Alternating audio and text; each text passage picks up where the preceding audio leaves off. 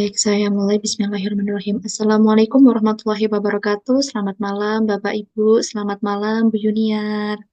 Selamat malam Kak Rizky. Waalaikumsalam warahmatullahi Selamat wabarakatuh. malam, Bu Selamat Yuniar. malam. Selamat Kak warahmatullahi wabarakatuh. Rizky. Bagaimana kabarnya? Sudah lama 1 tahun kita tidak bertemu ya, Bapak Ibu. Sehat Kak, Alhamdulillah.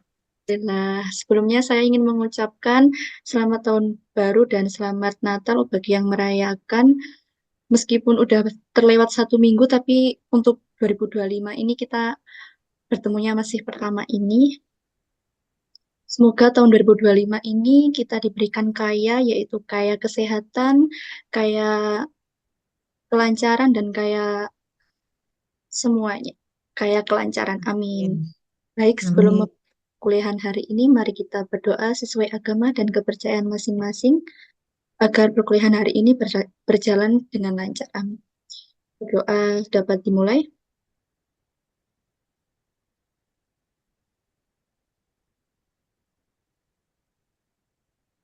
Doa dapat diakhiri. Saya serahkan kepada Bu Yuniar. Monggo Bu Yuniar. Ya, oke. Selamat malam. Assalamualaikum warahmatullahi wabarakatuh semuanya. Malam Bu, Kita bertemu Waalaikumsalam kembali warahmatullahi ya. wabarakatuh. Ini minggu kelima. Kemudian nanti masih ada satu lagi minggu depan. Dan kemudian minggu depannya lagi berarti sudah em, jadwal UAS ya. Insya Allah nanti karena dari BAA itu diinfo pelaksanaan mulai tanggal 20, kita hari Rabu berarti kebagian tanggal 22. Untuk soalnya kira-kira nanti UASnya berapa jam atau berapa hari ini naknya? Soalnya insya Allah ada tiga atau empat. Menghitung semua. Atau nanti saya kasih waktu 1 hari gitu ya. Besoknya dikumpulin. Jangan Cukup Bu, kan? terlalu mepet sehari. Jangan 1 hari, Bu. Berapa hari ya? 1 minggu 3 Bu, hari ya? 3 hari. Satu. 1 minggu Jangan Bu. satu ya. Nanti waktunya karena itu untuk laporan BKD, dosen itu 30 harus sudah selesai. Jadi diusahakan kalau tanggal 22 saya kasih 20, 23, 24, 25 lah ya. 25. 3 hari. Jam 23.59. Gitu ya. Sepakat semua ya? 4 hari Nanti Bu. saya info lagi untuk minggu depan. Baik, untuk hari ini materi yang akan kita pelajari bersama itu adalah jasa-jasa bank lainnya. Jadi yang kegiatan bank ya, produk-produk bank kita kemarin sudah belajar di pertemuan ketiga. Di antara kegiatan bank itu adalah menghimpun dana dari masyarakat ya. Kemudian itu adalah fungsi funding, kemudian juga menyalurkan dana itu terhadap kepada masyarakat atau fungsi lending ya. Nah, untuk hari ini kita belajar di apa jasa-jasa bank yang lainnya. Ya, saya izin share dulu ya. Ya. Jadi kegiatan bank yang sudah kita pelajari kemarin adalah fungsi funding. Funding itu adalah menghimpun dana dari masyarakat, bisa berupa apa? Simpanan-simpanan dari masyarakat yang didepositokan kepada bank, yaitu pertama dalam bentuk tabungan ya. Kemudian apalagi? Deposito ya. Kemudian apalagi? Giro. Ya, itu adalah fungsi funding sebuah bank. Kemudian yang kedua adalah fungsi lending. Fungsi lending ini berarti setelah mendapatkan dana dari masyarakat, kemudian dipinjamkan kepada masyarakat kembali. Jadi ada pihak-pihak yang defisit, ada pihak-pihak yang surplus. Pihak surplus pasti akan melakukan pendanaan, memberikan pendanaan ke bank. Sedangkan pihak yang defisit pasti akan membutuhkan saluran dana dari masyarakat. Nah, kemudian pendapatan bank itu berasal dari selisih antara bunga pinjaman dan bunga simpanan. Karena bunga pinjaman pasti suku bunganya lebih tinggi daripada suku bunga simpanan. Maka kegiatan utama, ya, keuntungan akibat kegiatan utama sebuah bank itu disebut dengan spread fees, ya. Kemudian ada lagi jasa-jasa yang lain, misalnya apa? Jasa-jasa yang lain itu misalnya biaya transfer, kemudian ada lagi biaya admin, itu adalah termasuk, atau ada lagi pemberian dana namanya adalah safe deposit box, ya. Maka keuntungan atau pendapatan-pendapatan yang berasal dari jasa-jasa lain itu disebut dengan fee base. Ya, nah jasa-jasa lain perbankan ini memang jumlahnya tidak sebesar spread base, ya. Tapi karena meskipun sedikit, karena penggunanya banyak, usernya banyak, ya, maka pendapatan dari fee base ini pun menjadi bisa diandalkan, ya. Kemudian meskipun keuntungan fee base ini tadi kecil, ya, tapi karena menjadi banyak, karena apa?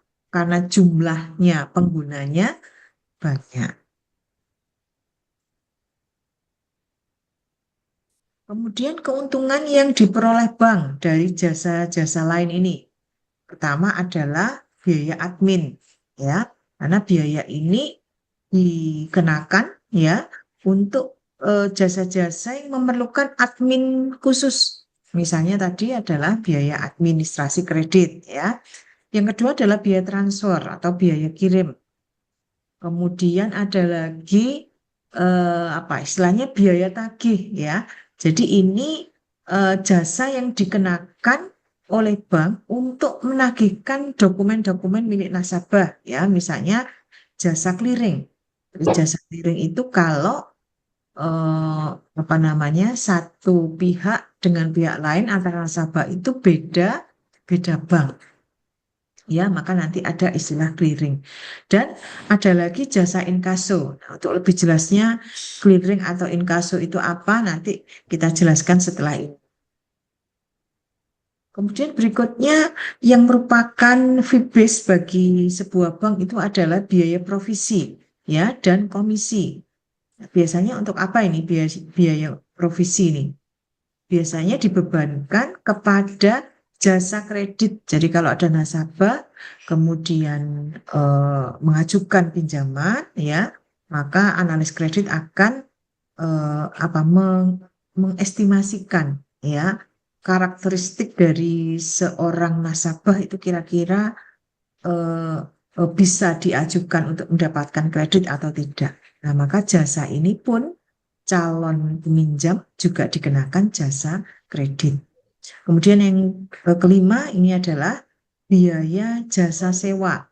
Biasanya jasa sewa ini kalau kita mempunyai barang-barang berharga, ya, emas, kemudian permata, berlian, atau bahkan surat-surat yang penting, ya, maka biasanya nasabah ini menggunakan jasa bank SDB, Safe Deposit Box.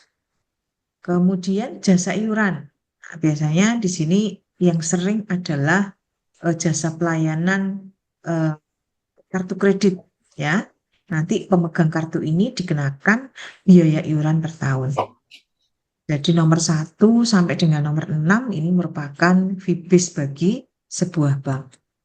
Kemudian ada yang saya jelaskan tadi, sebetulnya jasa-jasa bank, ya, itu adalah pertama transfer, kemudian ada inkaso, kemudian clearing, banyak sekali, ya, kemudian bank garansi, kemudian ada lagi SDB yang saya jelaskan sedikit tadi, kemudian bank card, kemudian traveler's check, kemudian ada lagi LC, letter of credit, kemudian jasa di pasar modal, kemudian bank notes atau money changer, dan kemudian jasa-jasa bank dalam menerima setoran-setoran dan pembayaran-pembayaran. Contoh misalnya pembelian pulsa ya, kemudian pembayaran listrik atau air ya, ini banyak sudah dihandle oleh perbankan. Yang pertama adalah transfer. Jadi kita sudah tahu ya bahwa transfer itu apa? Jasa ngirimkan uang lewat bank ya, baik itu adalah pengiriman dengan cabang banknya sendiri, BCA dengan BCA, atau ya BCA Jalan Jakarta dengan BCA Jalan Bandung misalnya ya, atau ke bank lain, jadi BCA dengan BNI, baik itu dalam kota, sama-sama Malang, kemudian atau sama-sama Surabaya, atau sama-sama Jakarta, atau di luar kota, ya, ataupun bisa di luar negeri. Jadi transfer itu lebih ke sebuah kegiatan, ya, jasa bank untuk apa? Mindahin sejumlah dana tertentu sesuai dengan apa? Perintah si pengirim, ya, perintah si pemberi amanat pengirim yang ditujukan untuk orang lain ya sebagai penerima transfer. Nah, ini nanti ada istilah RTGS atau Real Time Gross Settlement dari BI cepat. Nah, biasanya datang di hari itu juga. Ada juga yang non RTGS, berarti nanti datangnya tidak hari itu. Nah, keuntungannya apa kalau ada transfer seperti ini bagi nasabah? Kenapa kok menggunakan sistem transfer? Ada keuntungan bagi nasabah, juga ada keuntungan bagi bank. Kalau bagi nasabah, kira-kira apa?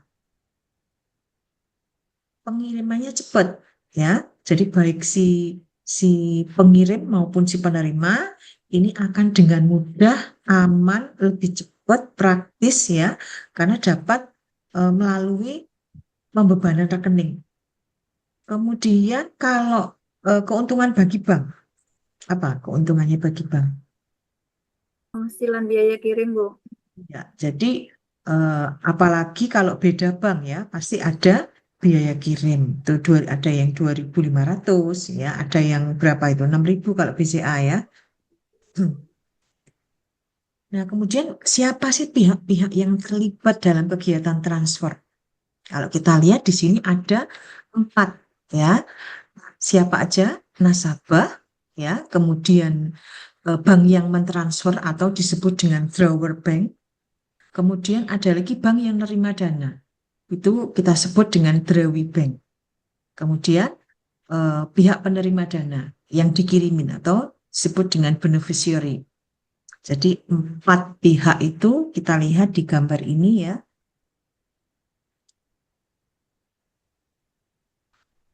Prosesnya misalnya ya, kalau anggap saja di sini gambarnya itu ada si A. Si A itu anggap saja pembeli ya.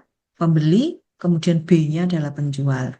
Kalau pembeli berarti dia kan harus bertindak sebagai apa? Pengirim dana ya, pengirim dana. Nah, dia akan mengirim kepada banknya. Anggap saja si A ini punya simpanan atau nasabah bank A. Kemudian bank A akan menghubungi bank penerima dana, di mana B ini adalah nasabah bank B. Dan kemudian baru B menerima dari banknya, yaitu bank B. Itu ya.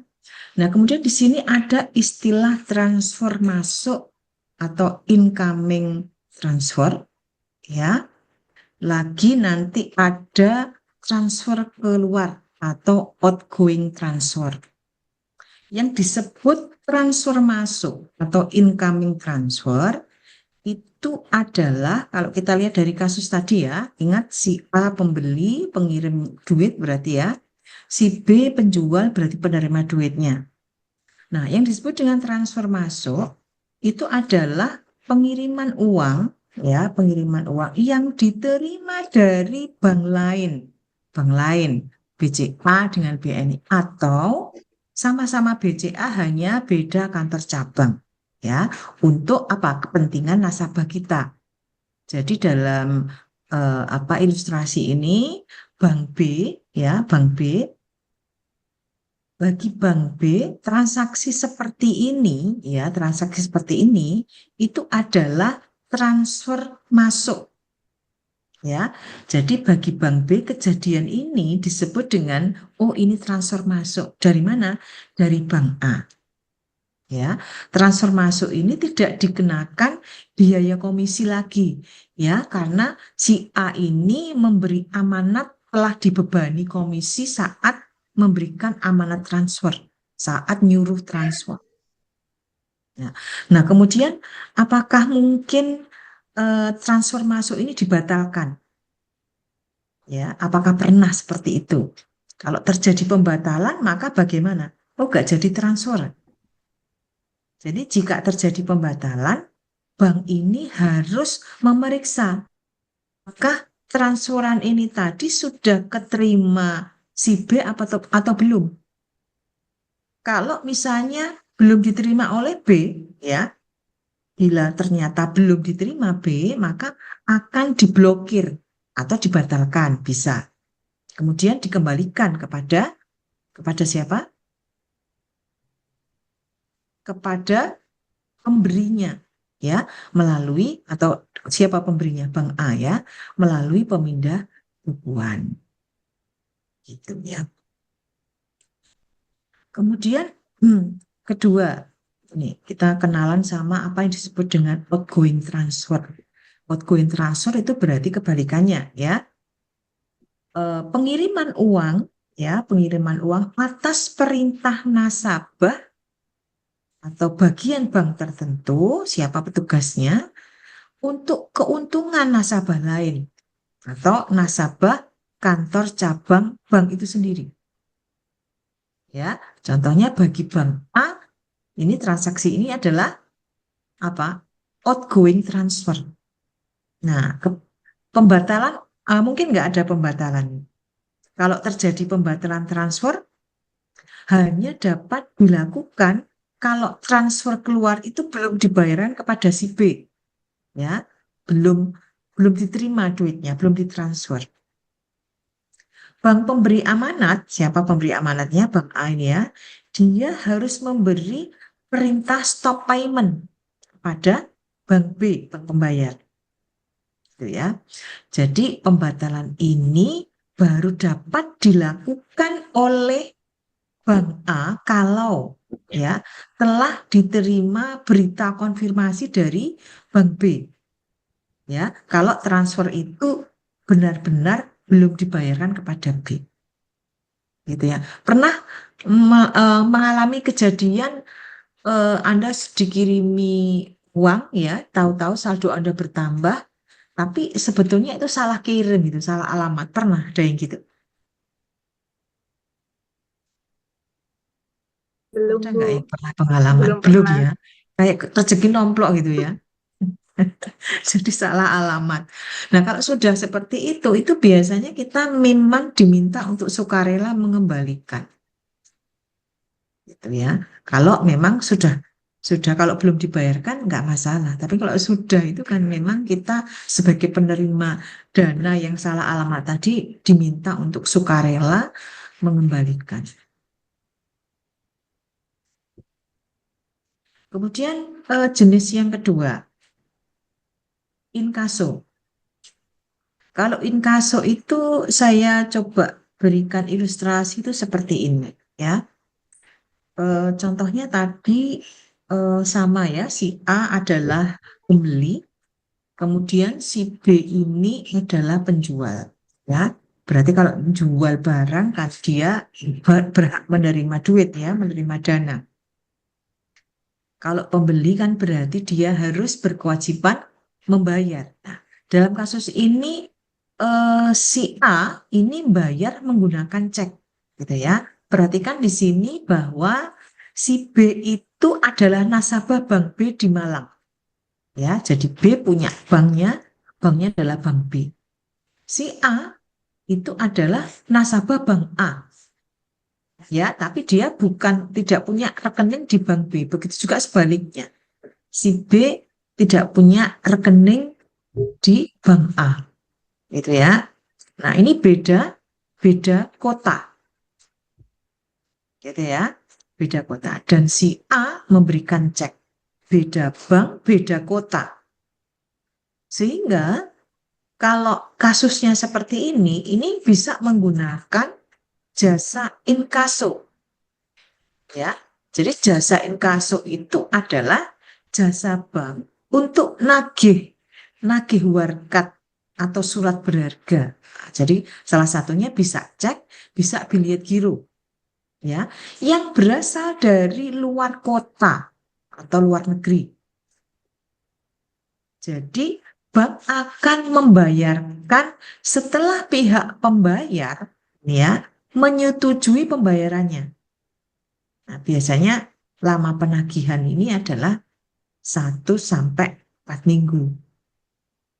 Jadi warkat yang diinkasukan itu tadi, yang di sini saya bilang adalah surat berharga, itu bisa berupa cek dan BG, bisa wesel, bisa kwitansi, bisa dividen, bisa money order. Ya, kebanyakan tapi kasusnya adalah cek dan BG. Gitu ya. Jadi nanti ada, karena ini luar kota ya, ada Bank Indonesia sebagai apa? Sebagai tengah di sini.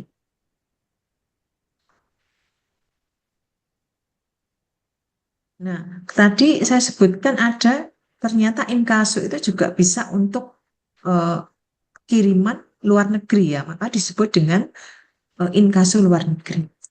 Jadi untuk jenis warkat inkaso itu ada yang disebut dengan warkat inkaso tidak berdokumen, berarti nanti warkat-warkat itu tidak dilampirkan dokumen-dokumen apapun. Contohnya apa? Cek. Kalau cek itu kan tidak ada dokumen pendampingnya, dokumen lampirannya tidak ada.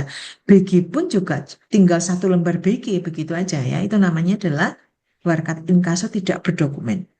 Tapi ada lagi warkat inkaso yang berdokumen.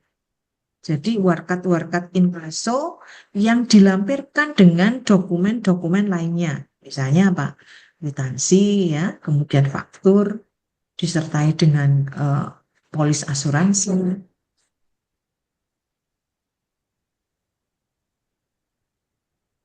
Oke, jadi ini pun juga merupakan jenis inkaso. Ya, seperti halnya transfer, outgoing transfer sama satunya lagi ya, transfer masuk sama keluar. Ini pun juga ada inkaso keluar sama inkaso masuk. Jadi dalam gambaran ilustrasi ini yang disebut dengan inkaso keluar itu yang bagaimana? Di proses yang mana kira-kira? Saya bacakan di sini ya. Yang disebut dengan inkaso keluar itu adalah, nanti Anda coba tebak, di proses yang mana? Kegiatan untuk nagih suatu warkat ya, yang telah diterbitkan oleh nasabah bank lain. Ya, kalau gambaran seperti ini, bank yang menerima amanat dari nasabahnya sendiri untuk nagih warkat itu kepada seseorang nasabah lain di kota lain. Nah, contohnya di proses yang mana ini? Ini, atau ini? Kasusnya apa? Ini berarti kan memberikan cek kepada ini, ya, kepada B. A bayar, ini tak bayar B, pakai cek, ya. Kemudian B-nya ini kan tidak harus menghubungi apa? Tidak harus ke bank A kan? Karena si B ini hanya punya di bank B. Sedangkan si A itu punya rekening di bank A. Nah, sekarang pertanyaannya kenapa kok B ini boleh ngambil di bank B? Tidak harus cari di Malang, tidak harus cari bank A. Ini misalnya BCA, ini BNI gitu ya. Si A nasabah BCA, si B nasabah BNI.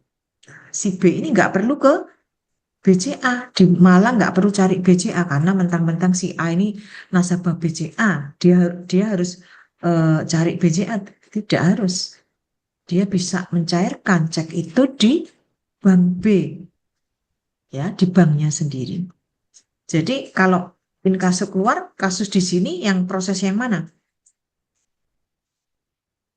Prosesnya adalah ini, bank B melakukan inkaso keluar. Jadi begitu cek itu diterima oleh B, B kemudian ke banknya, maka B ini menagihkan kepada bank A. Kenapa?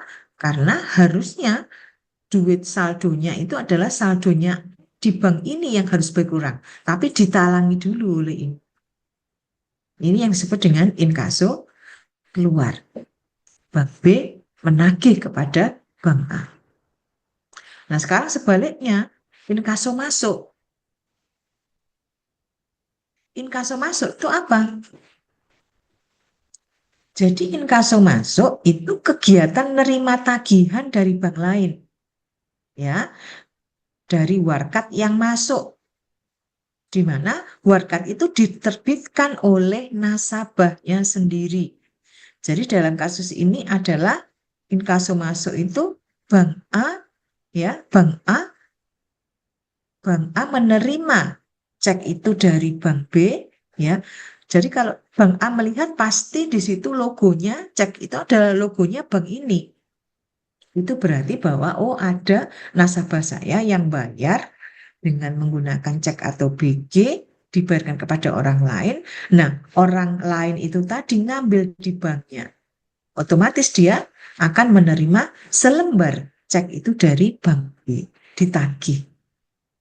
Bagi bank B ini adalah inkaso keluar karena ceknya dikeluarkan. Bagi bank A ini adalah inkaso masuk. Gitu ya. Oke, jadi tadi ada transfer, kemudian ada inkaso. Inkaso tadi apa? Pengiriman dua orang, dua pihak dengan beda bank, ya, di mana letaknya dua pihak ini berada di luar kota atau antar negara. Nah, sekarang kalau clearing, ya, pernah dengar istilah clearing ya? Jadi clearing itu adalah jasa penyelesaian hutang piutang antar bank. Dengan cara gimana? Menyerahkan warkat yang akan dikliringkan di lembaga clearing. Jadi kalau lembaga clearing itu kalau di Indonesia adalah dikoordinir oleh Bank Indonesia. Jadi nanti peserta clearing ini adalah bank-bank yang sudah mendapat izin dari BI. Jadi tidak bisa semua bank memang ya. Jadi bank yang masuk dalam apa namanya peserta clearing. Tujuannya apa clearing ini? Jadi tujuannya adalah memperlancar lalu lintas pembayaran giral. Jadi orang itu kalau saya punya simpanan ya dalam bentuk giro, maka saya harus membeli namanya buku cek sama buku BG. Tujuannya adalah pada saat saya membayar, saya akan tinggal menulis cek atau BG itu, kemudian saya berikan kepada siapa, si penjual atau orang yang berhak menerima pembayaran. Ya, kemudian orang itu tidak perlu ke bank saya untuk ngambil uangnya, dananya, tapi cukup di bank dia sendiri. Gitu ya. Jadi sekali lagi yang dikeliringkan bisa berupa cek, bisa berupa biliet giro. Nah, kalau kita lihat mekanismenya begini ya. Ini ada sampai berapa ini? Sampai F ya. Misalnya ada si A, tadi balik lagi ya, contohnya sama. Si A adalah pembeli, dia posisi di Malang, dia punya simpanan di bank A. Jadi banknya adalah bank A di Malang. Kalau si B sama juga ini di Malang ya, sama aja di Malang. Jadi kalau clearing itu cirinya adalah sama-sama di kota yang sama. Ya. B ini adalah penjual, berarti dia berhak pembayaran.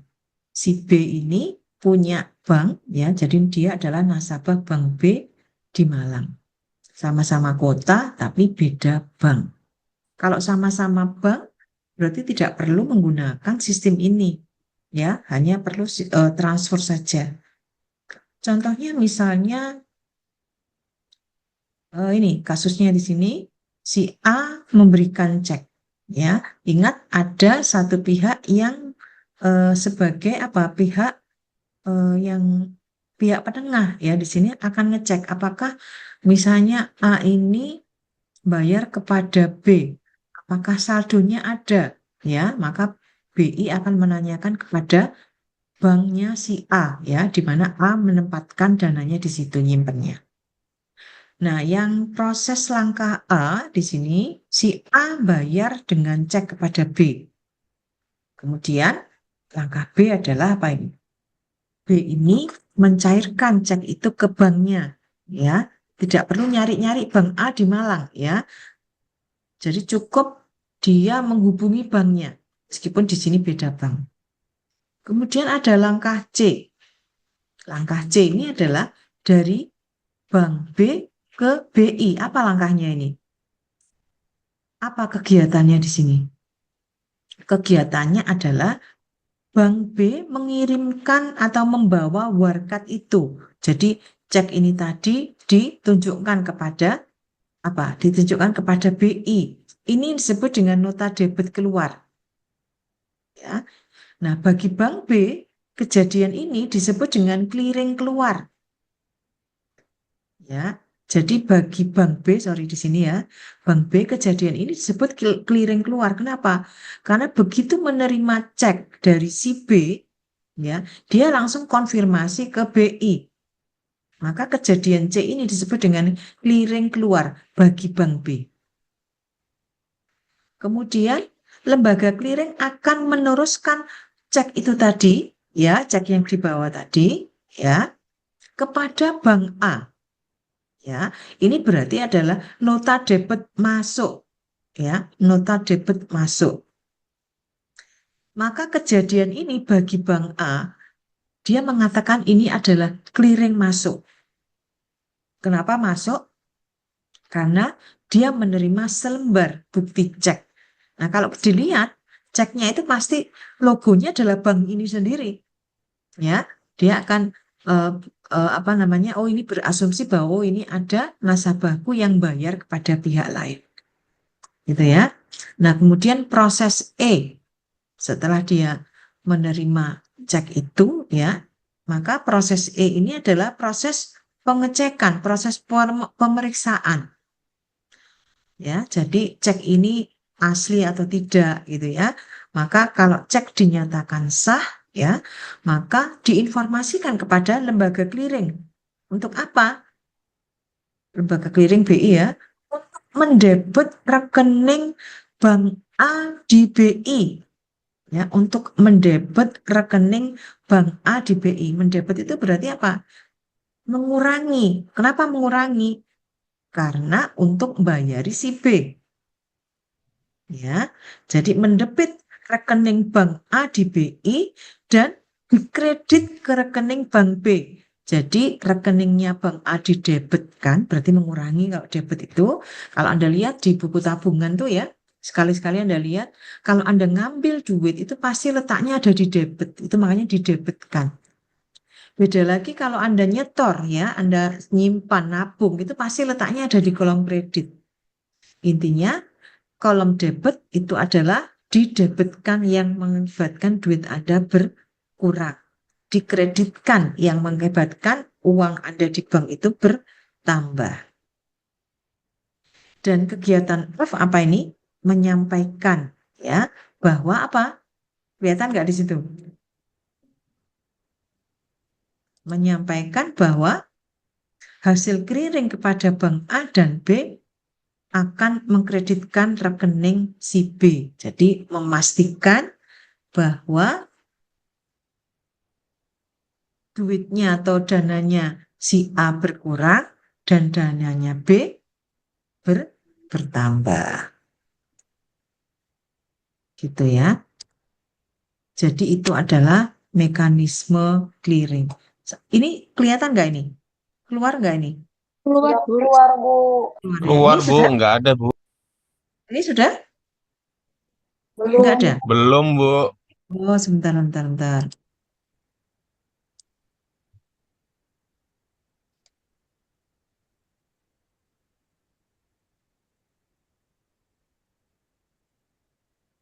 Sudah terlihat ya? Sudah, Bu. Nah, kemudian kita akan mengenal kalau clearing ini ada menang clearing dan kalah clearing. Ya, jadi perhitungan nanti pada sore hari ya, pada saat penutupan hari itu masing-masing bank akan menghitung. Ini kan berarti perhitungan hutang piutang antar bank ya. Jadi kalau kita lihat di sini ya, ini kan pasti yang harus bayar kan bank A, tapi ditalangi dulu sama bank B kan begitu ya. Nah, ini akan kejadian seterusnya. Jadi sehari mungkin A dengan B, mungkin lagi dengan A dengan C, nasabah bank bank B di Malang. Kemudian mungkin dengan nasabah lain bank A, misalnya si D dengan si E, ya. Nah, ini kan kita cuma ngurusin dua orang aja ya, di bank A dan bank B saja. Tapi pada kenyataannya nanti ya di Malang apalagi di Jakarta ya. Jadi nasabah-nasabah yang bertransaksi itu pasti apa? Terdiri dari banyak bank ya. Nah, maka pada sore hari bank ini harus menghitung ya berapa dia membayar kepada bank lain, berapa dia menerima dari bank lain. Nah, dari sini ada istilah menang clearing atau kalah clearing. Kalau misalnya kita terlalu banyak bayar kepada bank tersebut, ya, maka akan terjadi menang clearing, jadi saldonya positif. Tapi kalau saat kita ini eh, nerimanya terlalu banyak, ya, maka kita akan bayarnya sedikit di bank tersebut, tapi kita nerimanya terlalu banyak, maka akan terjadi kalah clearing. Ya. Bank yang menang clearing, ceritanya gimana nanti bank yang menang clearing? Itu adalah bank yang jumlah warkat tagihan, warkat clearingnya melebihi pembayaran warkat clearingnya.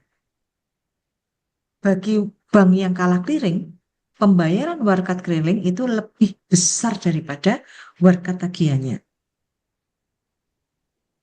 Bank yang kalah clearing dan nggak bisa nutupi, ya, jadi tidak cukup dana karena harus ya bayarnya nerimanya terlalu banyak, jadi istilahnya adalah utang ya, utang piutang antar bank, maka bisa memperoleh pinjaman call money dari bank lain ya, dan harus dibayar pada waktu yang singkat. Nah, contohnya agar bisa jelas ya, ini saya berikan contoh menang clearing dan kalah clearing itu seperti ini.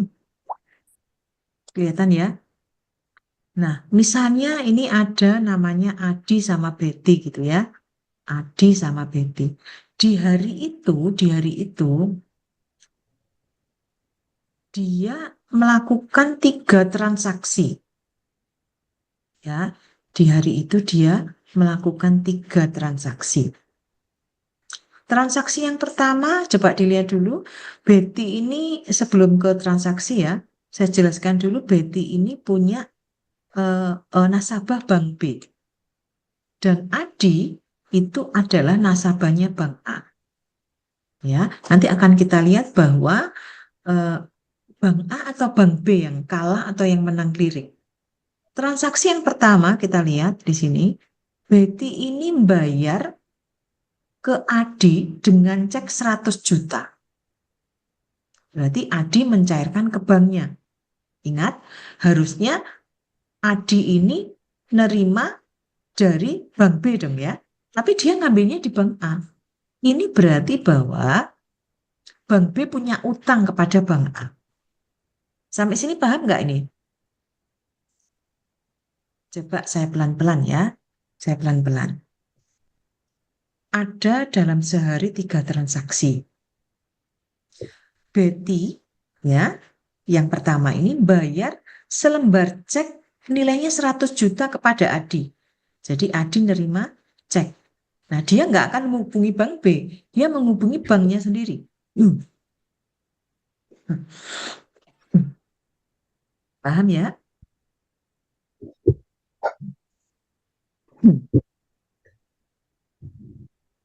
Kemudian transaksi kedua.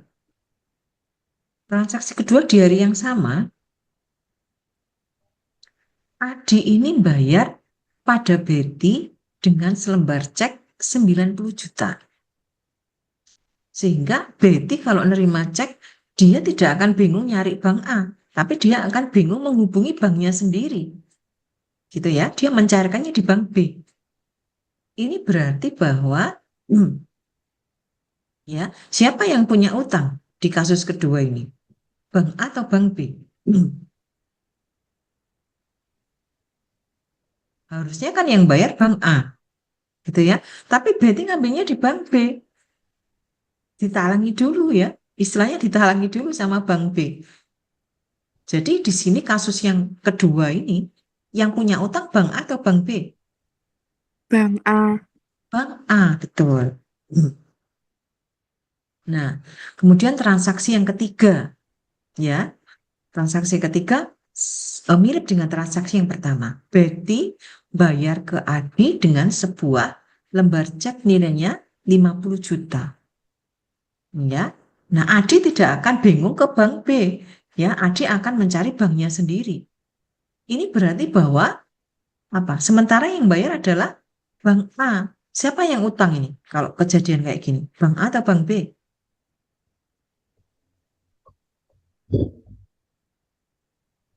Bank Yang B. utang adalah bank B, ya, bank B. Kenapa kok utang? Karena harusnya yang bayar adalah bank A, tapi harusnya yang bayar adalah bank B, ya kan duitnya Betty ada di bank B. Tapi ini yang bayar adalah bank A. Berarti yang punya utang adalah bank B, bank A punya piutang. Nah, sekarang pertanyaannya adalah yang dibayar bank A dalam hari itu berapa kepada bank B? Bank A nalangi berapa? Bank A nalangi 150. 100 juta, iya 150 dari 100 ditambah 50. Nah, sekarang berapa jumlah yang dibayar oleh bank B? Bank B nalangi berapa kali? Hanya sekali kan ya, bank B ya. Berapa nilainya? 90 juta yang transaksi kedua. Sehingga perhitungan hutang piutang jadi gimana ini antara bank A sama bank B? Bank A pasti bilang begini, saya nalangi 150 juta. Terus B bilang begini, oh iya saya nalangi 90 juta.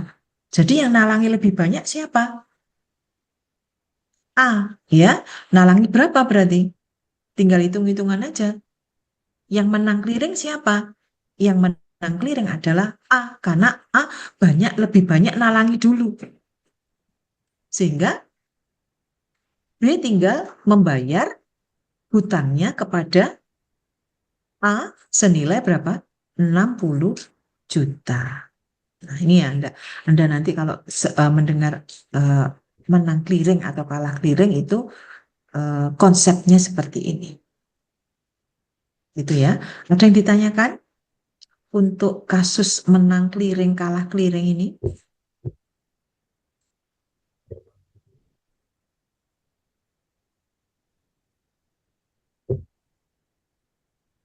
Tidak ada ya. Oke, aman ya.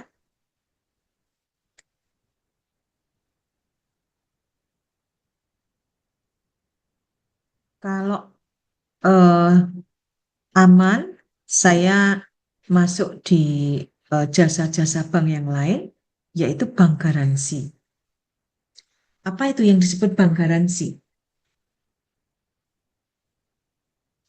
Jadi bank garansi itu adalah jaminan yang diberikan oleh bank. Ya, jaminan yang diberikan oleh bank dalam menyelesaikan sebuah proyek. Ya, biasanya yang sering bank garansi ini misalnya adalah kontraktor ya, dia mengerjakan sebuah proyek ya, maka kalau si kontraktor ini ya tidak mempunyai atau mendapatkan kepercayaan dari sebuah bank, maka di sini ada sebuah jaminan yang diberikan bank kalau misalnya suatu saat si X ini, kontraktor ini tidak bisa, apa istilahnya, tidak bisa membayar ya nilai yang ada dalam sebuah kontrak. Ya, biasanya apa? Contohnya perjanjian jual beli, kemudian sewa kontrak, borongan. Nah, ini biasanya bank mau memberikan bank garansi. Nah, pihak yang dijamin, siapa pihak yang dijamin tadi? Berarti contohnya adalah kontraktor tadi ya, adalah nasabah bank yang bersangkutan. Sedangkan jaminan diberikan kepada pihak lain yang mengadakan suatu perjanjian dengan nasabah. Ya, jadi permohonan bank garansi ini oleh nasabah harus disertai dengan jaminan lawan. Misalnya apa? Misalnya adalah giro yang dibekukan, nggak bisa diambil. Kemudian saham, kalau dia punya surat berharga saham. Kemudian obligasi, atau bahkan bisa juga sertifikat tanah. Itu ya. Manfaatnya apa kira-kira? Bank garansi itu manfaatnya apa kira-kira? Bentuknya kayak gini ya, yang sebelah kanan ini. Jadi manfaat bank garansi bagi bank, ya bagi bank, itu dia adalah sebuah penerimaan penghasilan. Dalam bentuk bagaimana? Dalam bentuk biaya admin atau sering disebut dengan provisi. Jadi dia ini adalah fee-based income bagi bank. Gitu ya. Contoh misalnya, ada sebuah bank garansi nilainya adalah 100 juta. Nah, jangka waktunya adalah 3 bulan. Jadi harus bisa mengembalikan si kontraktor itu dalam 3 bulan. Kemudian biaya provisinya misalnya 1%. Jadi bank ini dapat biaya provisi berapa ini nilainya? Kalau 1%, 1% itu berarti per tahun ya. Maka dia mendapatkan berapa? Pendapatan provisi, atau ini adalah merupakan biaya provisi bagi si kontraktor, adalah 1% dikali 3/12. Kenapa kok 3/12? Karena biaya provisinya 1% per tahun. Maka kalau 3 bulan aja, ya tinggal dikalikan. 3/12 kali 1%. Dikali 100 juta. Berapa? Provisinya adalah 250.000 diterima oleh bank. Contoh mekanisme bank garansi, contohnya ya, ada tiga pihak di sini. Ada 3 pihak. Pihaknya adalah BCA, bank itu sendiri. Dan di sini kasusnya adalah ada kontraktor CVA. Kemudian dia mendapatkan proyek PLN dari PLN. Jadi ada perundingan rencana proyek antara kontraktor A dengan PLN. Nah, mekanismenya bagaimana ini transaksinya? Bermula dari kontraktor ini, si A ini, CVA ini, mengajukan bank garansi kepada banknya, pada BCA. Kenapa? Karena dia dapat proyek dari PLN yang ngerjain ini. Misalnya pemasangan tiang listrik, misalnya ya. Kemudian langkah kedua, karena dia ngajukan ya, maka langkah kedua ini BCA akan menerbitkan namanya bank garansi dalam bentuk sertifikat atau SBG ya, sertifikat bank garansi. Kemudian sertifikat ini tadi diberikan kepada PLN Jadi CVA setelah dapat sertifikat itu memberikan kepada PLN. Nah, kemudian langkahnya adalah kalau kontraktor ini misalnya ya cedera janji misalnya nggak ngerjain atau bukan prestasi gitu ya, tidak bisa menyediakan tiang-tiang listrik pesanannya PLN misalnya, maka pemilik proyek ini dapat mencairkan sertifikat bank garansi pada BCA. Ini. Kemudian langkah kelima ada arah dari BCA ke PLN. Ini maksudnya adalah BCA akan membayar sertifikat bank garansi itu pada pemilik proyek. Gitu ya. Dan kemudian yang keenam, kalau terjadi masalah dengan pekerjaannya, maka PLN akan bagaimana? Dia akan mengembalikan sertifikat bank garansi itu ke kontraktor. Ya. Jadi ini adalah mekanisme kalau bank memberikan bank garansi. Kemudian jenis layanan yang lain dari sebuah bank adalah safe deposit box. Jadi Anda kalau punya barang-barang berharga, ya emas, intan, berlian, surat berharga, bisa dititipkan.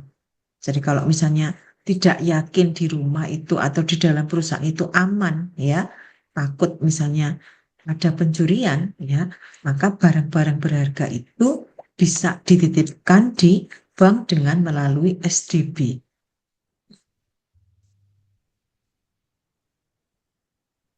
Kemudian ada sistem jenis jasa layanan lainnya itu adalah yang disebut dengan bank card atau kartu plastik ya. Jadi kartu plastik ini dikeluarkan bank dan diberikan pada nasabahnya, digunakan untuk apa? Alat pembayaran di berbagai tempat. Ya. Jadi sistem kerja bank card ini ada 3 pihak yang terlibat.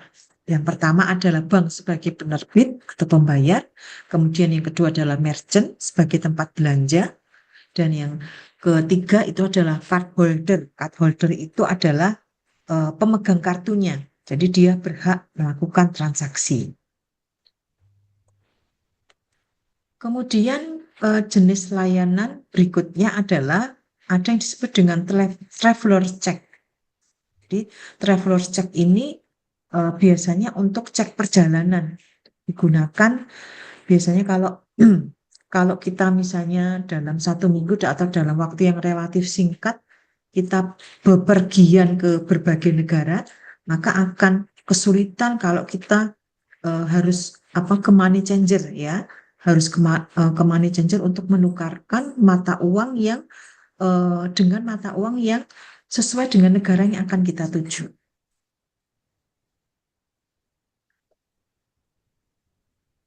Jadi nanti Anda bisa baca sendiri apa itu bedanya personal check sama traveler's check ya. Kemudian berikutnya adalah ini yang nggak kalah penting, letter of credit. Jadi kalau kita bertransaksi dengan pihak luar negeri, ya itu seringkali kita memanfaatkan letter of credit. Apakah tidak bisa perdagangan luar negeri tanpa melibatkan LC? Bisa. Ya, tetapi ingat kalau perdagangan dengan luar negeri itu kita akan berdagang atau bertransaksi dengan orang yang tidak kita kenal, ya, kita tidak tahu karakteristiknya, ya, maka kita meminta bantuan bank, ya, sebagai penengah agar apa? Saling menguntungkan. Kalau orang ekspor berarti penjual itu kan kekhawatirannya tidak terbayar oleh si importir, gitu ya. Sebaliknya bagi importir, kekhawatiran importir itu adalah dia tidak akan menerima barangnya. Nah itu saling kekhawatiran itu bisa terselesaikan dengan LC.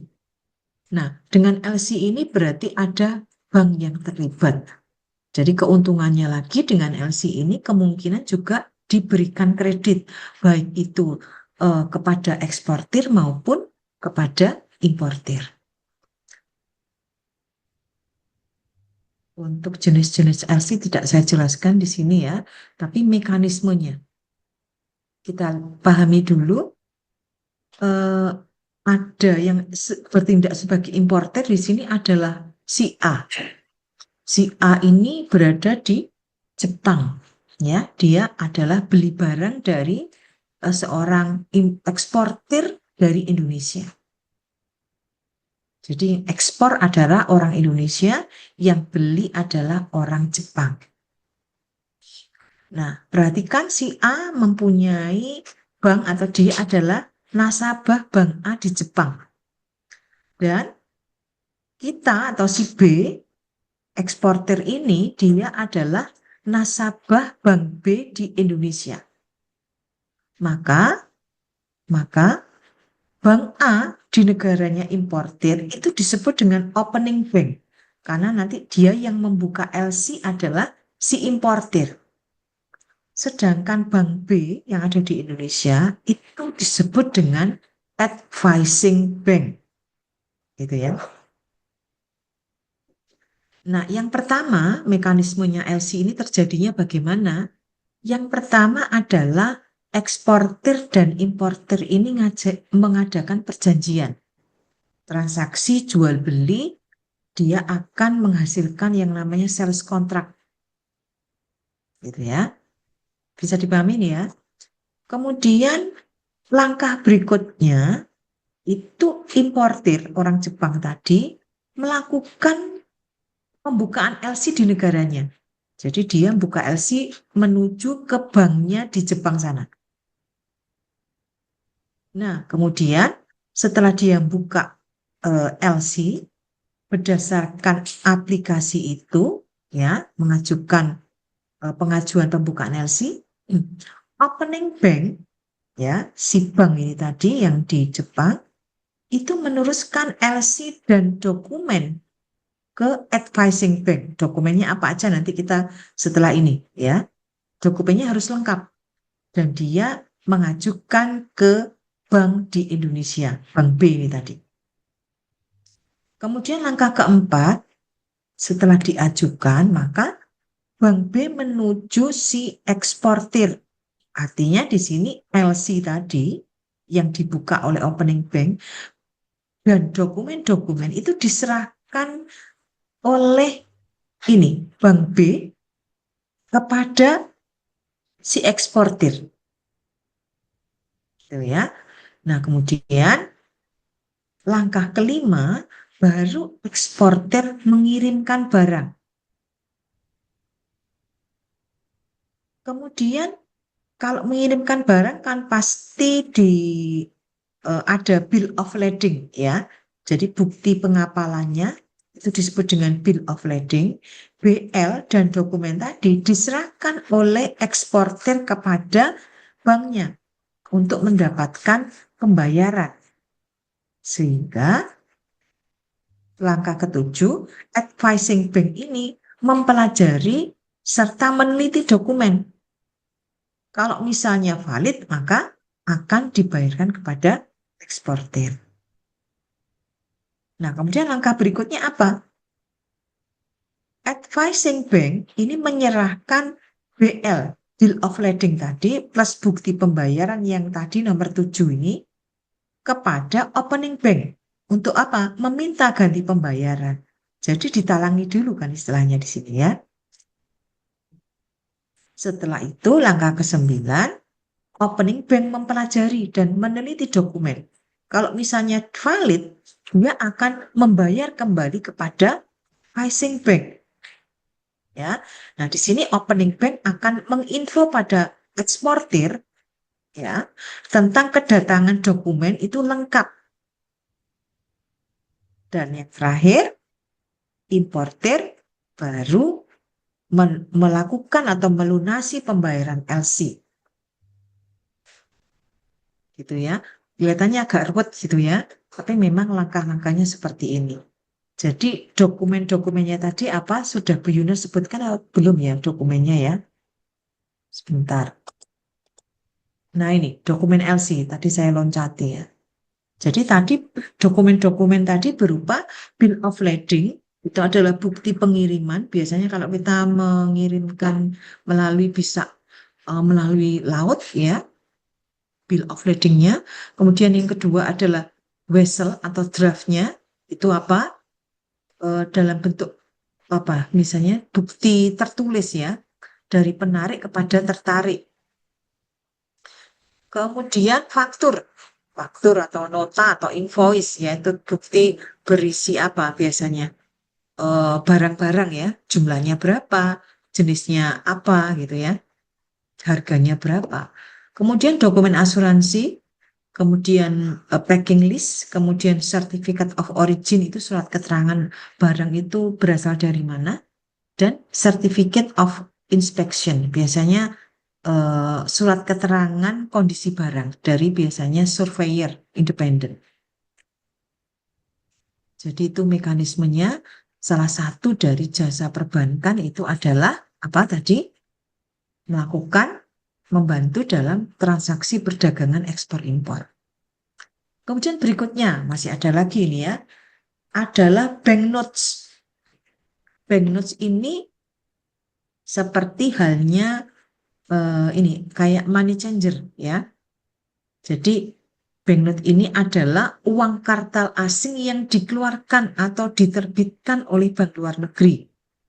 Artinya banknote ini sering juga disebut dengan apa? Devisa tunai. Jadi dalam prakteknya banknote ini diperjualbelikan di bank atau di pedagang falas ya, money changer.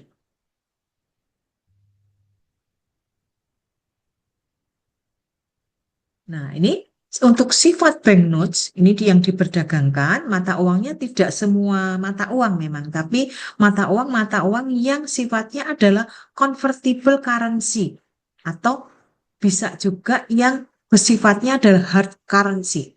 Convertible currency itu maksudnya adalah mata uang yang dapat diperdagangkan pada pasar falas internasional. Biasanya apa ini? Mata uang apa ini? Dolar pasti ya. Kemudian yen, kemudian pound sterling, kemudian euro, dolar Singapura. Tapi kalau yang sifatnya hard currency itu adalah mata uang yang sering digunakan dalam transaksi ekonomi internasional. Karena apa? Nilainya relatif stabil. Nah, kalau kita bicara tentang banknotes, maka kita juga akan mengenal yang namanya kurs jual dan kurs beli. Yang disebut dengan kurs jual itu adalah kurs yang digunakan bank atau money changer saat ngejual banknote. Jadi kalau kurs jual itu bukan berarti saat kita jual itu kursnya berapa, bukan begitu ya. Tapi jual bagi bank. Kemudian kurs beli. Kurs beli ini sebaliknya. Kurs yang digunakan oleh bank saat membeli banknotes. Jadi kalau kita waktu beli bukan berarti itu kurs beli, ya. Tapi saat bank beli itu adalah kita menggunakan kurs beli. Jadi saat bank yang beli, bukan saat kita yang beli. Ya. Nah, kemudian keuntungannya apa banknotes ini bagi bank? Keuntungannya adalah dia akan menggunakan selisih antara kurs beli dan kurs jual. Jadi pada saat dia beli, misalnya harganya adalah $1 13.000. Tapi pada saat jual yang berlaku adalah 16.000. Jadi dia untung berapa? 3.000 per US dollar.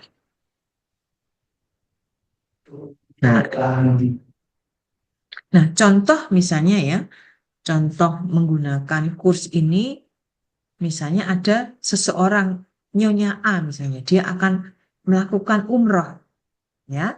Dia ini memutuskan ingin kalau mau umroh dia beli real, uang real. Dia mendatangi bank dan menukarkan sejumlah uang rupiahnya dengan mata uang real. Ingat di sana pasti nanti ada kurs jual dan kurs beli. Dipasang di papan itu. Di situ tertulis kurs jual real itu adalah 3.810. Di situ ditulis juga kurs beli uang real adalah 3.690. Artinya apa ini? Apa artinya? Artinya kalau ingin mendapatkan 1 real, maka si A ini harus bayar apa? Harus bayar bukan 3.690, tapi 3.810. Padahal si A ini akan beli ya, yang digunakan bukan ini, tapi yang ini. Kenapa kira-kira? Kurs jual yang digunakan. Karena yang jual di sini adalah bank. Jadi ingat, kurs jual adalah kurs jual bagi bank. Gitu ya. Nah, maka Nyonya A ini harus bayar berapa rupiah? Kalau dia butuhnya adalah berapa? 1.000 misalnya. Maka tinggal dikalikan 1.000 real ya. Tinggal dikalikan kurs jualnya. Maka dia mengeluarkan uang, harus tersedia uang 3.810. Nah, kemudian misalnya setelah pulang umroh, masih tersisa dari 1.000 itu tersisa 100 real. Dia ingin menukarkan ke mata uang rupiah. Maka dihargai berapa uang 100 real tadi?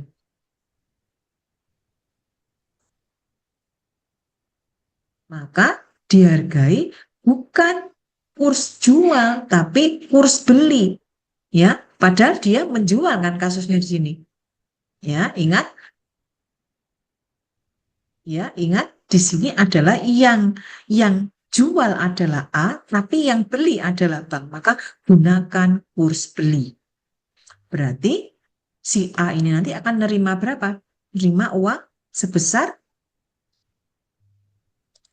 3.690, Bu. 69. Ya, dari 100 real yang ada di tangannya. Dan yang terakhir adalah jasa bank adalah setoran dan pembayaran. Kita sering tahu kalau buka aplikasi bank gitu ya, melakukan setoran, misalnya setoran apa? Bayar listrik, bayar air, bayar telepon, bayar pajak gitu ya, BPJS. Nah, ini masuk di melakukan setoran. Dan pembayaran, misalnya apa? Bayar gaji gitu ya, pensiun, kemudian jasa-jasa lain, hadiah, itu masuk di pembayaran. Banyak sekali ya untuk jasa-jasa perbankan. Ini yang terakhir, insya Allah. Nah, ini sudah selesai. Sampai sini mungkin ada yang ditanyakan? Tidak ada, langsung praktek ya. Saya coba untuk soal breakout room-nya, saya minta dikerjakan sendiri-sendiri saja. Nanti seperti biasanya, Bu Yuniar akan minta ini untuk nilai keaktifan ya. Nanti kalau misalnya Bu Yuniar minta siapa yang sukarelawan yang mau menjawab soal 1, siapa, soal 2 saya urutkan. Berarti soal di sini jumlahnya ada 7. Ada 8. Perhatikan untuk sudah tahu ya nomor absennya. Untuk yang bagian A ini, bagian A yang merasa nomor absen 1 sampai 5, silakan dikerjakan nomor 1 dan nomor 7. Kemudian nomor absen 6 sampai 9, soal 2 dan 8, absen 11 sampai 15, soal nomor 3 dan 7, begitu seterusnya ya. Soalnya ada 8, yang pertama itu adalah teori, Anda diminta untuk menjelaskan FIBIS ya, baik secara material maupun secara non-material. Kemudian soal kedua ini tentang Anda diminta menjelaskan sarana apa saja yang digunakan bank untuk melaksanakan transfer. Soal ketiga, apa perbedaannya inkaso sama clearing ya? Soal keempat, apa keuntungannya Bankcard bagi nasabah dan kerugian yang akan dihadapi oleh bank kalau mengeluarkan Bankcard. Kemudian yang kelima, Anda diminta untuk menguraikan secara lengkap fungsi bank garansi dan pihak yang terlibat. Kemudian yang keenam, ini tentang LC, Anda diminta menjelaskan fungsi LC dalam melancarkan kegiatan ekspor impor. Kemudian yang soal ketujuh ini adalah tentang banknotes ya. Kemudian soal ke-8 ini adalah gambaran. Anda diminta untuk menghitung nanti ya, mana bank yang kalah clearing, mana dan berapa rupiah itu jumlah kalah clearingnya. Gitu ya, bisa dipahami ya. Oke, silakan minta waktu berapa karena setiap orang akan dapat jatah 2 soal. 15 menit atau 20 menit? 20 menit boleh, Bu. 20 menit ya. 20 menit. Oke, silakan. Berarti sampai jam 8, 20 menit. Sudah selesaikah semuanya? Sudah, Bu. Oke. Ya, Bu. Oke, silakan secara bergantian sukarelawan ya. Baik, untuk nomor 1 silakan siapa yang ingin mencoba bisa nomor absen 1. Oh, 1 sampai 5. Saya, Bu, nomor 1, Bu. Oke, silakan sebutkan nama, kemudian dipresentasikan jawabannya. Baik, Bu, perkenalkan nama saya Rina Sabella. Saya akan mempresentasikan untuk soal nomor 1. Sebelumnya saya izin share screen dulu ya, Bu, dan teman-teman Oke, sekalian. boleh. Nomor 1 aja ya ini ya. Betul, Bu. Baik, untuk soal nomor 1, terdengar jelas ya, Bu? Halo, Bu, apakah terdengar? Ya, sudah. Ya. Untuk soal nomor 1, keuntungan bank dari selisih suku bunga pinjaman dan suku bank simpanan disebut spread deficit, sedangkan keuntungan dari penjualan jasa bank lainnya disebut deficit. So, diminta untuk menjelaskan deficit tersebut bagi bank secara material dan non material. Untuk yang secara material yaitu sumber pendapatan yang stabil, pre-basic income memberikan sumber pendapatan tambahan yang lebih stabil dibandingkan dengan pendapatan berbasis bunga karena tidak terlalu terpengaruh oleh fluktuasi suku bunga. Yang kedua itu diversifikasi pendapatan dengan mengembangkan basis income, bank dapat mengurangi ketergantungan pada pendapatan bunga atau interest based income sehingga risiko penurunan laba akibat perubahan suku bunga atau risiko kredit dapat diminimalkan. Dan selanjutnya yaitu efisiensi modal. Layanan pre-basic biasanya tidak memerlukan alokasi modal yang besar seperti kredit, sehingga bank dapat mengoptimalkan modal yang dimilikinya. Dan yang untuk secara material yaitu peningkatan citra dan loyalitas nasabah. Layanan pre-basic seperti mobile banking, internet banking, atau layanan konsultasi keuangan meningkatkan pengalaman nasabah dan memperkuat hubungan dengan pelanggan. Hal ini membantu membangun citra bank sebagai institusi yang inovatif dan responsif. Yang selanjutnya yaitu pengembangan kompetensi internal. Bank yang menawarkan layanan pre-basic perlu meningkatkan kemampuan staf dan infrastruktur teknologi. Hal ini membantu bank menjadi lebih kompetitif di pasar. Untuk yang selanjutnya yang secara non-material yaitu daya saing di industri. Dengan mengadopsi layanan pre-basic yang inovatif, bank dapat bersaing lebih baik dengan institusi keuangan lainnya, termasuk fintech. Yang selanjutnya yaitu atau yang terakhir mendukung transformasi digital. Layanan yang berbasis digital seperti transaksi online, pembayaran elektronik, atau trading saham. Ini mendorong bank untuk terus berinovasi dalam hal teknologi. Mungkin sekian Bu dari saya Bu untuk soal yang nomor Oke. 1. Ya, oke. Terima kasih Mbak Dona Sabella untuk jawaban yang nomor 1. Baik, Kemudian, baik. ya silakan diakhiri presentasinya. Kemudian siapa yang ingin berpartisipasi di nomor yang nomor 2? Saya, Bu. Eh, Mbak Laila, betul ya? Ya, Bu. Laila Alivia, betul ya? Iya, Hmm. Oke, silakan. baik. Saya mencoba menjawab pertanyaan nomor 2. Mohon maaf sebelumnya, Bu. Saya belum lancar untuk share screen. Jadi saya cuma Mm-mm. bacakan karena saya Oh ya. mengerjakannya di buku. Mm. Nomor Baik, 2 itu saya apa? akan bersama menjawab pertanyaan nomor 2. Iya, iya. Mbak Laila sudah bisa dimulai?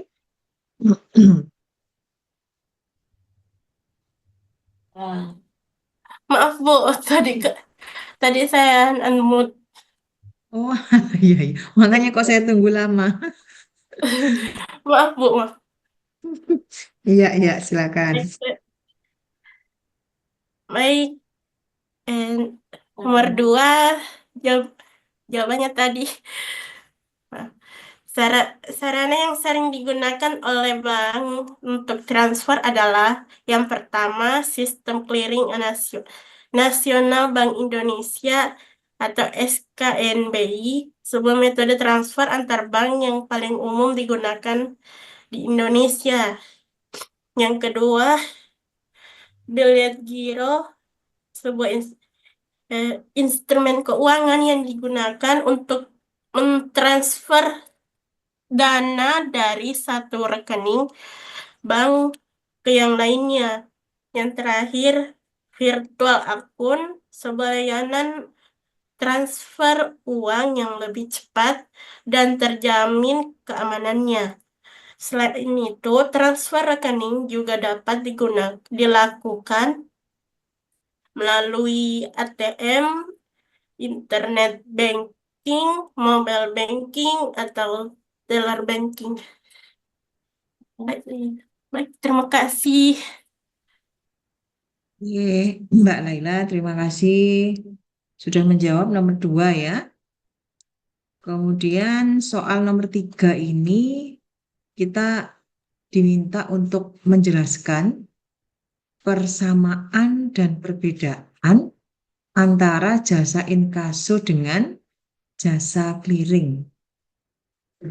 Silakan yang Sulfi mungkin mau Bu, nomor menjelaskan. 3. Iya. Ya, Mbak Sulfi.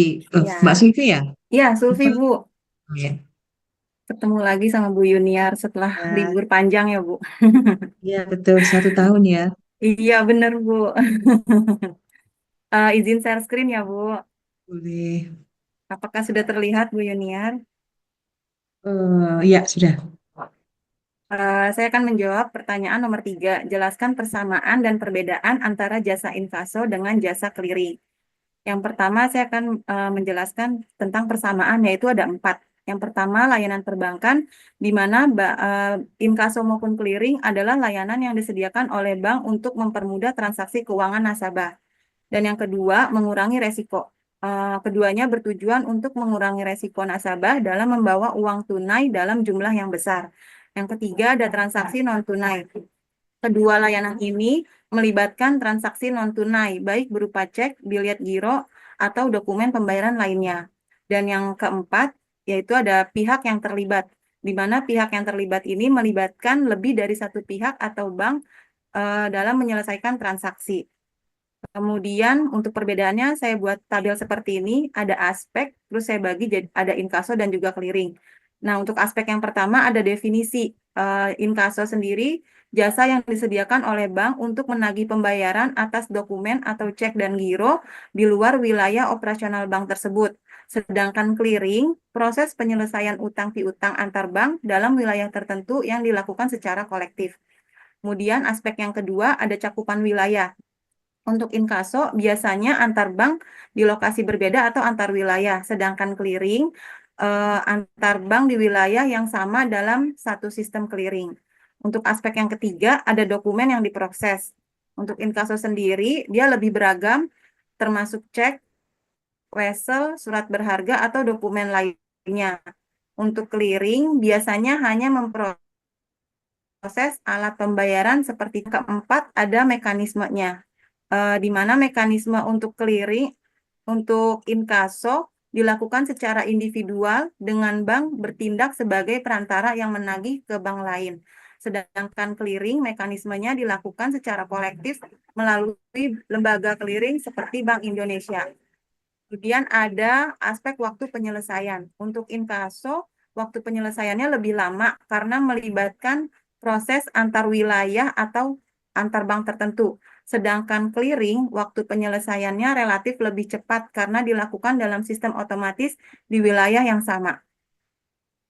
Yang terakhir yaitu aspek biaya. Untuk inkaso sendiri biasanya lebih mahal karena melibatkan proses penagihan yang lebih kompleks. Sedangkan clearing biaya relatifnya untuk biaya relatifnya lebih murah karena bersifat sistematis dan kolektif. Demikian jawaban dari saya, Bu Yuniar. Terima kasih. Lengkap sekali ya, Bu Sulfi ya. Terima kasih Bu Sulfi sudah menjawab pertanyaan yang nomor 3. Berikutnya nomor 4 itu tentang keuntungan menggunakan bank card ya. Baik itu bagi nasabah dan kerugian yang dihadapi oleh bank. Kemungkinannya ya, kerugiannya apa yang mungkin akan timbul yang dialami oleh bank. Silakan yang nomor 4 ya. Biji, Silakan Bu. siapa? Ya, Biji, Bu. Wiji ya, silakan. Izin share screen dulu ya, Bu. Sudah terlihat, Kak, Bu? Sudah. Baik. Terima kasih atas kesempatannya Bu Yuniar dan teman-teman. Di sini saya akan menjawab pertanyaan dari nomor 4, yang mana soalnya menjelaskan keuntungan menggunakan bank card bagi nasabah dan kerugian yang akan dihadapi oleh bank yang mengeluarkan bank card tersebut. Jawabannya, keuntungannya yang pertama, mudah dan kenyamanan. Nasabah dapat melakukan transaksi keuangan seperti mudahnya tarik tunai, transfer, pembelian barang dan jasa, yang mana ini bisa dilaksanakan di ATM, mesin EDC atau sistem pembayaran digital. Terus yang kedua yaitu transaksi yang aman. Bank card sering dilengkapi dengan fitur keamanan seperti PIN, chip, dan teknologi seperti tokenisasi untuk transaksi online yang memberikan perlindungan lebih baik terhadap penipuan dan pencurian identitas. Yang ketiga, hemat waktu. Nasabah tidak perlu lagi menulis cek atau membawa uang tunai yang banyak. Untuk transaksinya bisa dilaksanakan atau dilakukan secara cepat dengan menggunakan gesekan atau sentuhan kartu mesin EDC serta transfer yang langsung masuk ke rekening tujuan. Untuk yang keempat yaitu reward dan fasilitas tambahan. Banyak bank card menawarkan program loyalitas seperti point rewards, cashback, atau diskon khusus. Untuk yang selanjutnya, yang kelima yaitu pencatatan transaksi yang mudah. Bank card memungkinkan nasabah untuk melacak dan mencatat setiap transaksi secara otomatis, baik melalui laporan rekening bank atau aplikasi mobile banking yang memudahkan pengelolaan keuangan. Untuk kerugiannya, yang pertama, biaya dan investasi awal yang tinggi. Bank harus mengeluarkan biaya untuk mencetak kartu, infrastruktur mesin, dan yang mana biaya ini bisa cukup besar, terutama dalam hal distribusi dan dukungan kepada nasabah. Yang kedua, biaya operasional. Bank perlu menanggung biaya operasional yang terkait dengan pemeliharaan infrastruktur kartu ATM dan mesin, serta sistem IT. Yang ketiga, kerugian dari penipuan atau penyalahgunaan. Meskipun bank mengimplementasikan berbagai langkah keamanan risiko, tetapi penipuan itu masih tetap ada. Untuk yang keempat yaitu risiko kredit. untuk kartu kredit, bagi bank yang mengeluarkan kartu kredit, ada risiko bahwa nasabah tidak dapat membayar utangnya yang dapat menyebabkan kerugian. Untuk yang terakhir, yang kelima, yaitu persaingan dan profitabilitas. Banyak bank yang menawarkan layanan kartu serupa yang dapat menyebabkan tekanan pada metrik keuntungan. Bank harus bersaing dalam menawarkan fasilitas dan promosi agar nasabah tetap menggunakan kartu mereka. Demikian, Bu, jawaban dari saya. Terima kasih.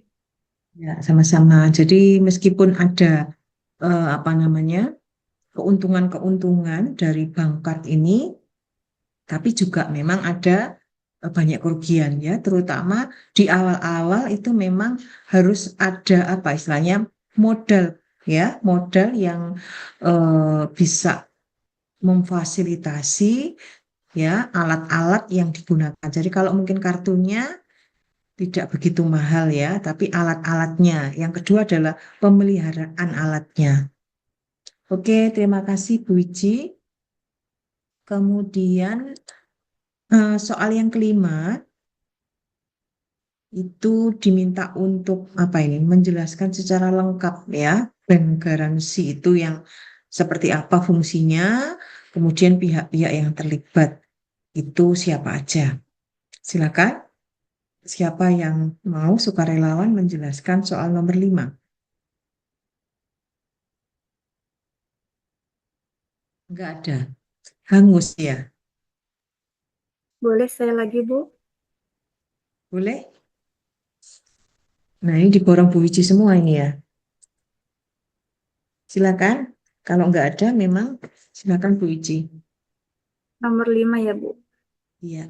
Untuk soal nomor 5, uraikan secara lengkap fungsi bank garansi dan sebutkan pihak yang terlibat dalam transaksi tersebut.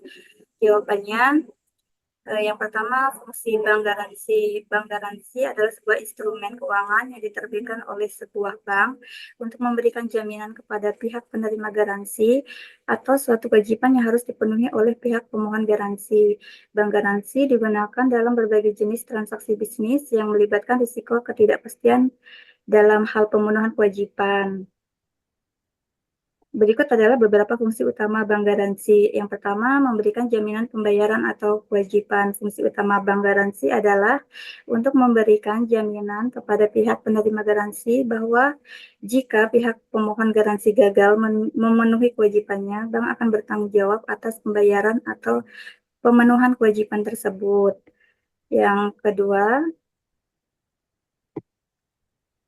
mengurangi risiko bisnis. Bank garansi digunakan untuk mengurangi risiko bisnis dalam transaksi bisnis, terutama dalam transaksi yang melibatkan kontrak jangka panjang atau dalam proyek besar seperti konstruksi, penyediaan barang, atau pengadaan jasa. Dengan adanya bank garansi, pihak penerima dapat yakin bahwa kewajiban kontraktual akan dipenuhi atau akan ada pembayaran penggantian jika terjadi pelanggaran.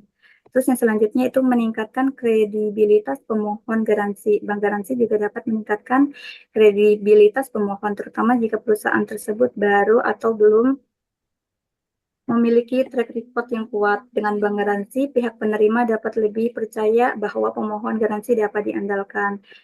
Selanjutnya, memfasilitasi pembayaran atau penuntutan klaim. Yang selanjutnya, fleksibilitas dalam transaksi internasional. Lalu, pihak yang Kalau terlibat kita dalam lihat sebentar, kalau kita lihat dari 5 itu, kira-kira yang fungsi utamanya ada di mana itu yang paling utama? Ini ya, yang nomor 2 itu kayaknya ya. ya, Jadi yang ini, Bu, fungsi utamanya memberikan jaminan jaminan pembayaran. Jadi pembayaran. ini yang penting karena istilahnya bank itu menjamin ya, menjamin beneficiary kalau misalnya beneficiary itu gagal ya dalam kewajiban pembayarannya. Oke, lanjut pihak yang terlibat. Baik, untuk selanjutnya pihak yang terlibat. Dalam transaksi bank garansi terdapat beberapa pihak yang terlibat, yang masing-masing memiliki peran dan tanggung jawab berikut. Yang pertama, pemohon garansi. Pemohon garansi ini merupakan pihak yang mengajukan permohonan untuk mendapatkan bank garansi dari bank. Pemohon garansi umumnya adalah pihak yang berkewajiban untuk memenuhi suatu kontrak atau kewajiban tertentu.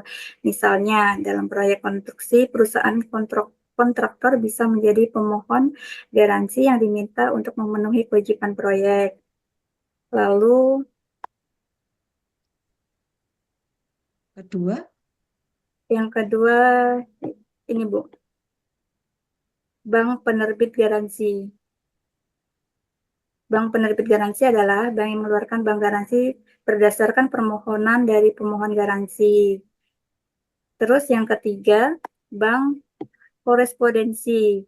Dalam transaksi internasional, terutama yang melibatkan pihak yang berlokasi di negara yang berbeda, bank korespondensi atau bank penasehat bisa terlibat. Ada 3 aja bukan sih, yang Bu. sebentar, pihak yang terlibat kan ada berapa itu? Ada 3 yang Kalau saya untuk yang bank garansi, ada siapa proyeknya ya? Kayak tadi saya contohkan PLN ya, kemudian kontraktornya itu sendiri, kemudian pihak bank. Jadi ada cuma 3 ya. Kalau yang bank iya, korespondensi itu sepertinya yang ekspor impor ya. iya Bu. Ini yang internasional. Mm-mm. Jadi eh kalau bank garansi cukup 3 aja nanti yang disebutkan ya. Baik, Bu. Oke, oke. Jadi untuk fungsi bank berarti sebagai apa ini? Kegiatan utama atau fungsi utama dari bank pada sebuah transaksi bank garansi, dia ini Fungsi sebagai penjamin ya, sebagai penjamin agar si kontraktor kemudian mendapatkan proyek dari PLN ini bisa menerima apa?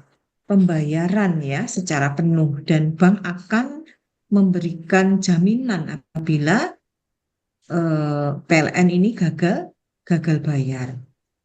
Gitu ya. betul, Bu. Oke, kemudian soal yang Terima kasih, keenam. Bu. Ya, oke, terima kasih Bu Ici. Untuk Saya soal yang Bu, keenam, Rosi. saya Ya, Bu, oke, silakan. Pak Kiki. Nah, apa ya kabar Pak Bu, Kiki? selamat tahun baru Bu, sehat Tahun selalu. baru Pak Kiki. Iya, Bu, sudah terlihat ya Bu ya. Halo Bu, ya, ini masih eh, udah ya Bu ya. explorer ya, masih explorer ini. Di tempatku sudah nampak. Belum ya Bu ya? Yang lain sudah nampak belum? Belum, Bu. Belum. Belum Masih ya? kelihatan kelihatan explorernya aja Pak. Mungkin belum share screen kali Bang Kiki. Salah Iya. share screen. Ya, screen. Oke.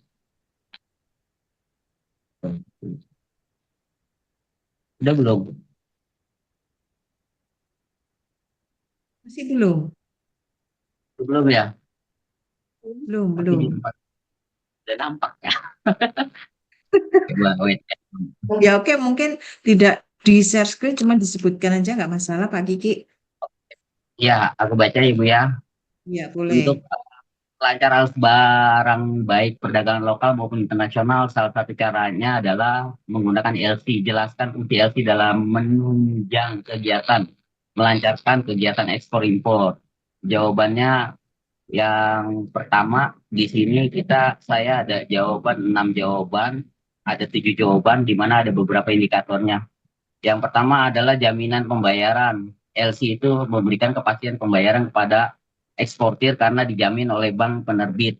Bank bertindak sebagai pihak yang menjamin pembayaran akan dilakukan sesuai pembayaran dalam LC, mengurangi resiko tidak terbayarnya barang telah terkirim. Yang kedua, pembiayaan. Pembiayaan itu LC dapat digunakan sebagai instrumen pembiayaan bagi eksportir.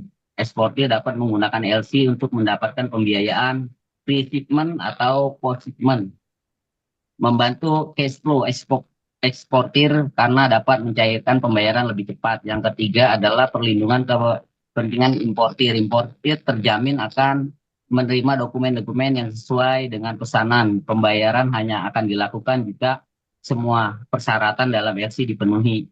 Memastikan barang yang dipesan sesuai dengan spesifikasi yang diminta. Yang keempat adalah menjembatani perbedaan sistem hukum. LC menggunakan standar internasional yang diakui secara global, memudahkan transaksi antara negara dengan sistem hukum yang berbeda, memberikan kerangka hukum yang jelas untuk transaksi internasional. Yang kelima, fasilitasi dokumentasi. LC menetapkan dokumen-dokumen yang diperlukan secara jelas, memudahkan proses verifikasi dan pemeriksaan dokumen, membantu kelancaran proses custom clearance. Yang keenam, mitigasi risiko, mengurangi risiko politik dan transfer, melindungi dari risiko fluktuasi mata uang, mengurangi risiko one presentasi dari kedua belah pihak. Yang ketujuh, yang terakhir, media komunikasi. LC menjadi sarana komunikasi formal antara pihak-pihak yang terlibat, menjelaskan hak dan kewajiban masing-masing pihak, mengurangi potensi kesalahpahaman dalam transaksi. Seperti itu, Ibu. Belum nampak juga, Bu, ya? Belum nampak. Ya, terima kasih Pak Kiki sudah lengkap sekali tadi menyebutkannya.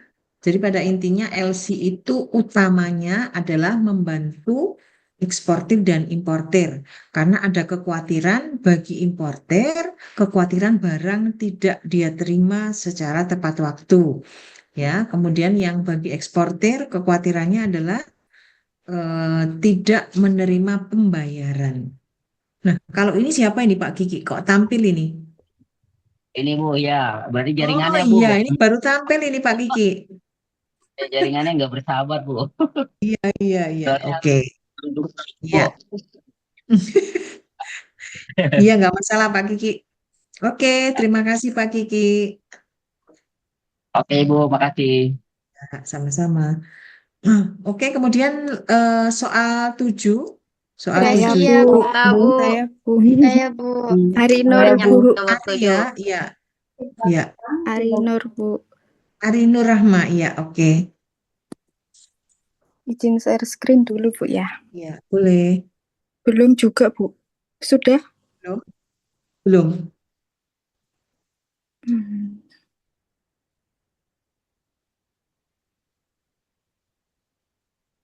Apa saya bacakan aja Bu ya? Boleh, boleh. Tapi kalau Sebentar. hitung-hitungan sebetulnya enak diperlihatkan ya. Iya, sebentar Bu. Nggak apa-apa, sudah? Nggak apa-apa, oke. Hitungannya sederhana. Kalau nomor 8 kayaknya harus diperlihatkan ya. Nanti yang nomor 8. Oke, silakan nomor 7 dibacakan. Nggak masalah.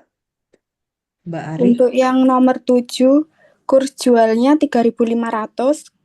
Saya akan menjawab soal nomor 7, yaitu Nyonya B yang melaksanakan ibadah umroh dan ingin menukarkan uang rial yang berlaku di Arab Saudi dengan kurs jualnya 3.500, kurs belinya 3.400. Jika Nyonya B ingin mendapatkan 1.000 rial, maka Nyonya B harus membayar 1.000 dikali 3.500 dari kurs jualnya, jadi Iya, berarti 3.500.000. 3.500.000. Iya, oke. Yang B?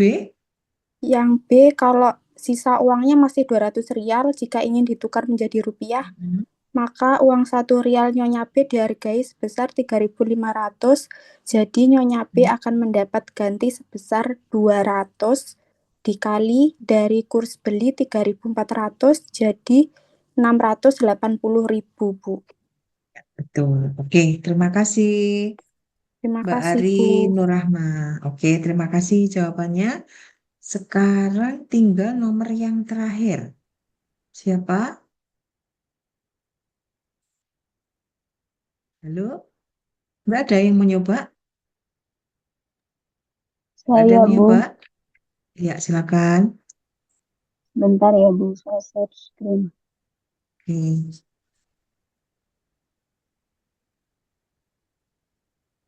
Ini Bu Siti Fatimatus ya? Iya, Bu. Sudah terlihat ya, Bu? Mm-mm. Tapi kok kecil ini di HP kayaknya ya? Iya, Bu. Pakai HP. Ya, wis nggak masalah. Oke. Di sini saya akan menjawab pertanyaan nomor 8. Bank manakah yang kalah clearing dan berapa nilai kalah clearingnya? Yang dibayar Bank BNI itu 200 juta ditambah sama 60 juta, jadinya 260 juta. Kemudian yang dibayar Bank BCA 150 juta ditambah 75 juta. Jadinya 225 juta. Jadi BNI itu bayarnya berapa aja? 200, 200 juta sama 60 Heeh, juta, Bu. 60 juta. Terus Oke, yang BNI. Bank BCA Kalau BCA, 150 juta heeh, sama 75 juta. 75. Berarti Jadi yang 225. ya Selisihnya dikurangi 225 jadi 35. 35. Dan bank yang Ya. kalah clearing itu adalah Bank BCA dengan nilai clearingnya 35. Ya. Oke, benar. Bagus. Terima kasih, Bu. Terima kasih. Ya, Bu Suti. Oke. Sudah terjawab semuanya ya. Oke. Mungkin untuk pertemuan hari ini di mana kita membahas materi jasa-jasa bank sudah selesai. Kita diskus juga bersama. Mudah-mudahan materi hari ini bisa menambah wawasan kita semuanya untuk mengetahui ya, atau kadang untuk sebagai masukan ya. Ternyata bagaimana proses dari masing-masing jasa-jasa perbankan yang lainnya. Gitu ya. Saya kira cukup sekian dulu. Saya kembalikan waktu ke Mbak Desti.